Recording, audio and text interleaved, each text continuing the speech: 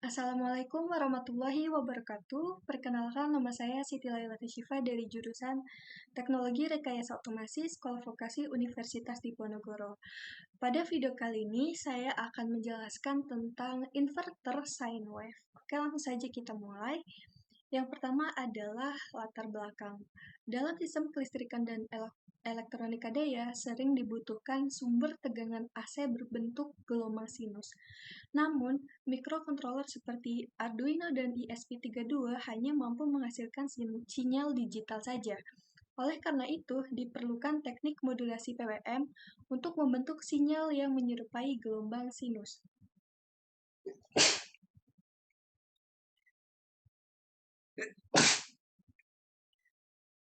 Pada praktikum ini digunakan Arduino Mega 2560 dan ESP32S2 Mini untuk menghasilkan sinyal sine wave berbasis PWM, kemudian diuji pengaruh LC filter terhadap kualitas sinyal keluaran. Untuk tujuan dari praktikum ini adalah yang pertama memahami prinsip membangkitkan sine wave menggunakan PWM, kemudian mengetahui fungsi LC filter pada inverter, kemudian membandingkan hasil sinyal dengan dan tanpa LC filter, kemudian menganalisis pengaruh frekuensi PWM, frekuensi sine wave, dan duty cycle. Dan yang terakhir, tujuannya yaitu untuk membandingkan performa Arduino Mega dan ESP32.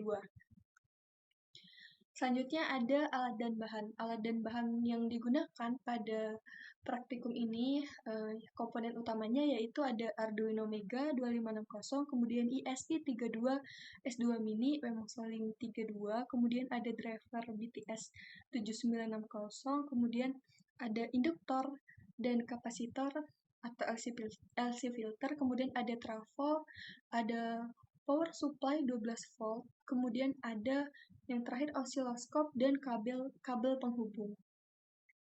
Oke, selanjutnya itu ada konfigurasi pin input dan output, atau ini ada datasheetnya untuk Arduino Mega.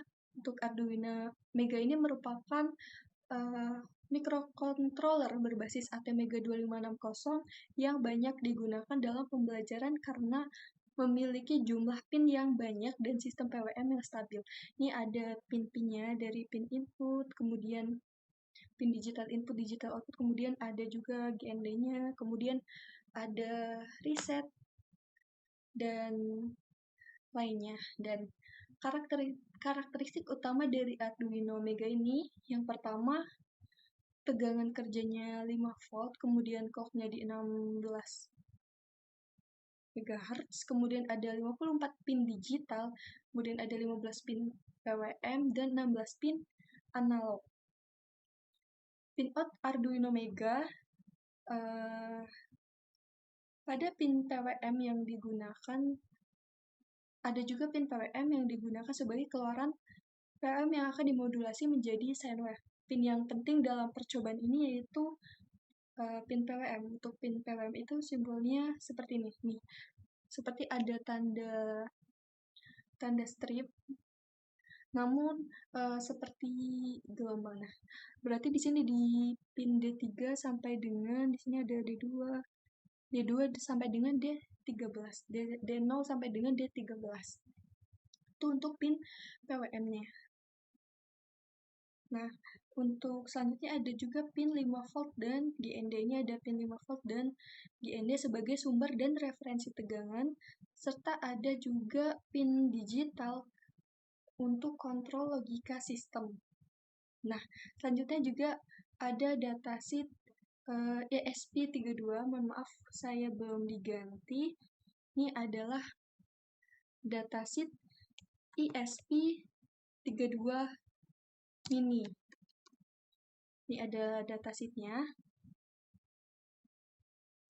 Untuk ESP32 ini mikrokontroler modern dengan kecepatan tinggi dan kemampuan PWM yang lebih fleksibel dibandingkan dengan Arduino Mega. Mikrokontroler ini menggunakan sistem hardware PWM atau LEDC, sehingga mampu menghasilkan PWM dengan resolusi dan frekuensi yang lebih tinggi. Ini untuk ada pin out-nya, kemudian ada GND, ada 3,3 volt, dan untuk spesifikasi utama ESP32S2 mini ini yaitu yang pertama tegangan kerjanya di 3,3 volt, kemudian clock hingga 240 MHz, kemudian PWM-nya memiliki resolusi yang tinggi, serta performanya lebih cepat dan stabil. Untuk pin out ESP32S2 mini ini memiliki pin GPIO yang dapat diatur sebagai PWM dengan berbagai konfigurasi. Hal penting pada ESP32 yaitu GPIO PWM dapat diatur frekuensi dan duty cycle-nya. Kemudian tegangan kerjanya lebih rendah yaitu hanya 3,3 volt saja. Selanjutnya saya juga akan membahas tentang PWM. PWM yaitu atau singkatan dari pulse width modulation adalah teknik pengaturan sinyal digital dengan cara mengubah lebar pulsa high dan low. Pada PWM terdapat dua parameter pertama. Yang pertama yaitu frekuensi PWM, di mana seberapa cepat sinyal berulang, dan duty cycle, yaitu persentase waktu sinyal saat high. PWM digunakan karena microcontroller tidak dapat langsung menghasilkan sinyal analog.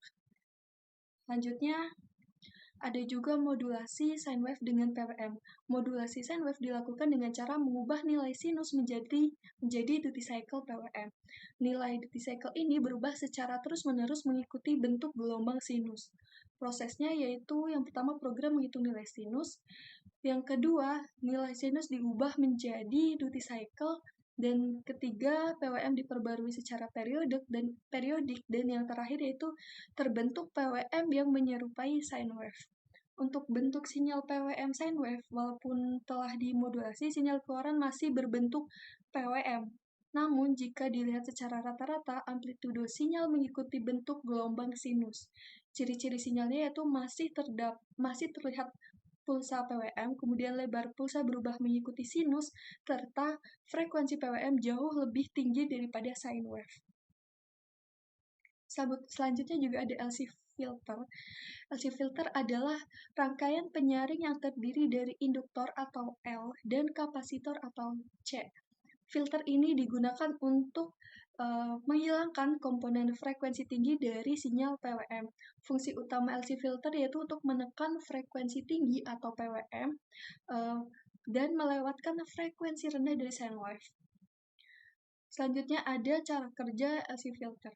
Untuk induktor berfungsi menahan perubahan arus, sedangkan kapasitor menahan perubahan tegangan. Ketika digabungkan, keduanya bekerja sama untuk menghaluskan sinyal PWM. Sinyal penggunaan LC filter yaitu hasil penggunaan LC filter yaitu ripple-nya akan berkurang, bentuk sinyalnya lebih halus, dan mendekati gelombang sinus murni. Selanjutnya ada percobaan tanpa LC filter dan percobaan dengan LC filter. Untuk pada percobaan tanpa LC filter, sinyal keluaran masih didominasi oleh pulsa PWM. Hasil pengamatannya, bentuk gelombang menjadi kasar, banyak ripple, PWM masih terlihat jelas di osiloskop. Kesimpulannya, tanpa LC filter, sinyal belum menyerupai sine wave. Kemudian saat dilakukan percobaan dengan LC filter, maka bentuk sinyalnya mengalami perubahan yang signifikan.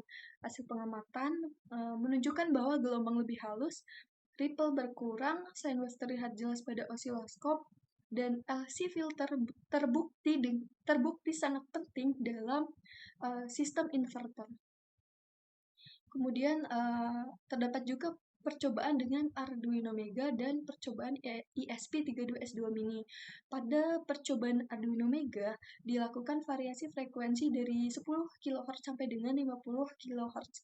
Frekuensi sine wave-nya yaitu di 30 Hz sampai dengan 100 Hz, dan duty cycle-nya di 20% sampai dengan 90%.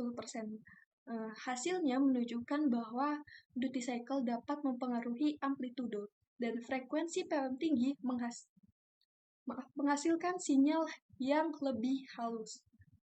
Selanjutnya, pada percobaan ESP32S2 mini dilakukan dengan PWM hingga 75 kHz. Hasilnya diperoleh bahwa sinyalnya lebih stabil, ripple-nya lebih kecil, dan bentuk sine wave paling mendekati ideal. ESP32 memiliki performa yang lebih baik untuk PWM frekuensi tinggi. Dari praktikum yang telah dilakukan, dapat disimpulkan bahwa sine wave dapat dibangkitkan menggunakan modulasi PWM. LC filter sangat penting untuk memperhalus sinyal. Arduino Mega cocok untuk pembelajaran dasar, ESP32 unggul untuk aplikasi inverter modern, dan yang terakhir adalah frekuensi PWM dan duty cycle sangat mempengaruhi kualitas sinyal. Baik, demikian presentasi yang dapat saya sampaikan. Selanjutnya, saya akan melampirkan video hasil praktikum, video dokumentasi saat pergantian frekuensi, duty cycle, dan lain sebagainya. Oke, langsung saja simak videonya. Ini percobaan di mana pertama dengan duty cycle 50 dan PWM frekuensinya itu 25 serta frekuensinya itu 50 seperti itu.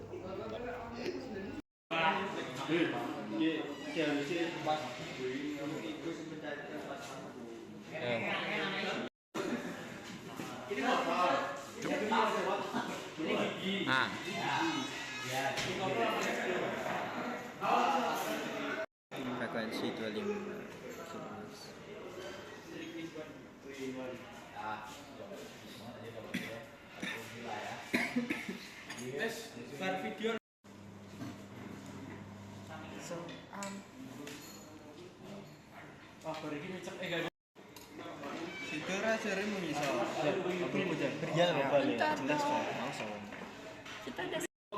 Oh iya, durung berangkat dia. Selasa kan merah Selasa.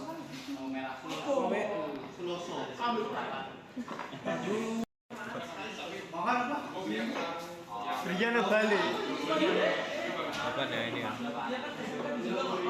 Berian. Berarti aku sakit ya. Iya ini. Habis kan ngikutin baju deh. Kalau di slidernya diubah bisa berubah? Berubah. Sama.